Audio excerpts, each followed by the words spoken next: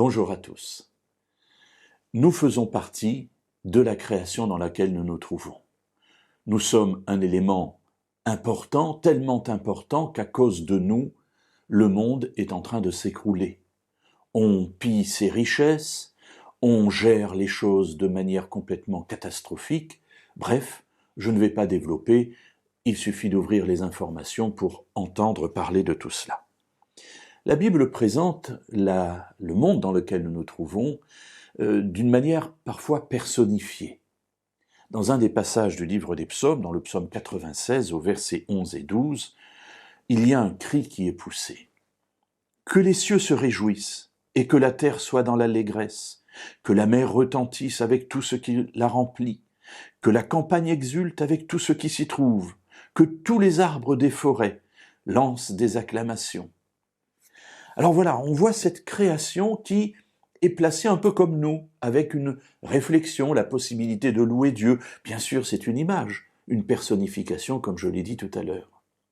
Mais elle souligne un élément important que l'on va retrouver repris par l'apôtre Paul dans le Deuxième Testament, dans la lettre aux Romains, au chapitre 8 et versets 22 et suivants, où il est dit que la terre soupire les douleurs de l'enfantement parce qu'elle attend la rédemption des fils de Dieu. Alors c'est intéressant parce que ça signifie que Paul, et peut-être fait-il référence à ce passage en faisant exactement la même chose, la terre soupire les douleurs de l'enfantement. Voilà, la terre est prise dans le monde pécheur. Elle soupire après la rédemption des fils de Dieu.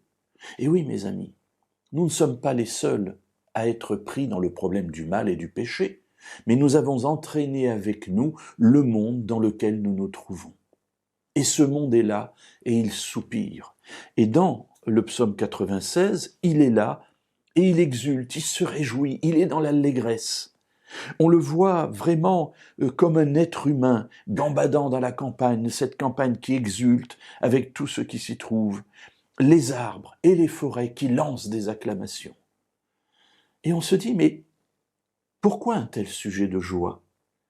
Pourquoi un tel sujet d'allégresse? Puisque nous voyons dans cette fameuse lettre aux Romains qu'au contraire, elle est là en train de soupirer comme dans les douleurs de l'enfantement parce qu'elle a conscience du péché dans lequel nous nous trouvons, de la destruction qui la touche, et encore à notre époque, elle en aurait sûrement encore plus conscience. Pourquoi un tel sujet de réjouissance? Eh bien, nous le verrons demain dans la suite de cette réflexion.